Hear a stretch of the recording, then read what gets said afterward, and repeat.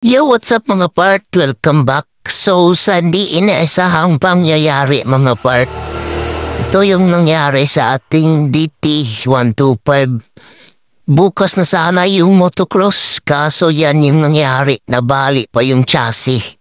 Sobrang malas talaga. So, need natin yan gawa ng paraan kasi wala na talaga tayong oras. Bukas na talaga. Try natin manghiram ng chassis. Grabe nga preparation eh. Nangasala na ginang piso. Sa laag na. Kaya nabali man ang chassis. So, hinita tagpaagi. Timing nagubaan dito sa nung agaw. Shout out kay E-Boy. So, kapahulam sa chassis. So, muna itong makina. Tungwa ka? Rims sa likod. Shout out kay Scorprox o kay Akay nga. Anitabang na ito. Ulong, balik na. Pila ka oras gining gibuild na mong tulo. Pila ka oras na eh. Squad gang alas 4 nga. Antod alas 8 gid ngutahan na human. So, puli na tunaw naman siya. Shout out sa nagpahulam sa Koso Ibu na 20mm. So, na-update ron, goods na siya. Pwede na tamudula og mapuhon. Well, bisag sabag-sabag dragod. So, muna tayo update sa tanditi. Grabe, di malas gid. Nabali gid yan chassis. Pero goods na gyapon kay nakahulam na ta. Ang limpyo na ng taon, ang plate nato, di para sa iyang pang-exam. So, konting update tayo sa ating Yamaha DT. Na putol yung chassis. So, pero hindi natin nagamit class motocross kasi naputol siya. Ito yung ginamit natin kay Boss T-Boy. So, sirti tayo na pinahiram tayo niyan. Maraming salamat sa kasin ko. Ito yung update. Babakwasin na natin siya lahat para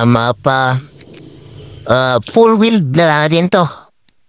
Pagagawa natin to ng bracket na matibay lahat para wala na itong problema pagbalik soon, and then direct repaint na natin to mga part. So matagal pa ito makakabalik tong motor na to. Si back to zero talaga to. Losing arm niya. Papacheck din natin 8 goods pa yan gamitin pang motocross. So yung mga parts niya na nabakwas na natin.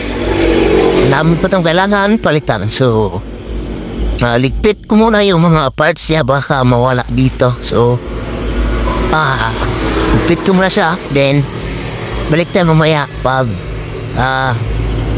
tapusin na natin itong baklasin lahat. Let's go! So, natanggalan natin yung ganyang rear fender at saka yung dito mga part. Next natin is ito.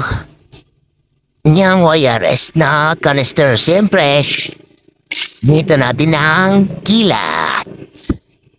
Ka naman. So, konti na lang to. Klasin ko muna to. And then, sunod natin yung tangke siguro. Para goods na tayo. So, natanggalan natin yung ganyang pipe. And then yung kanyang gas tank. And then yung harness niya mga part.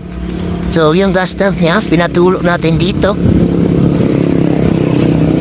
Kasi sayang, marami pang laman.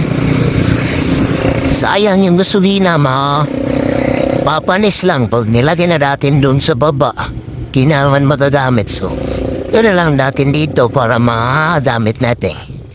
So pinahiram pa naman tayo ni Phil Ambito chassis niya. So,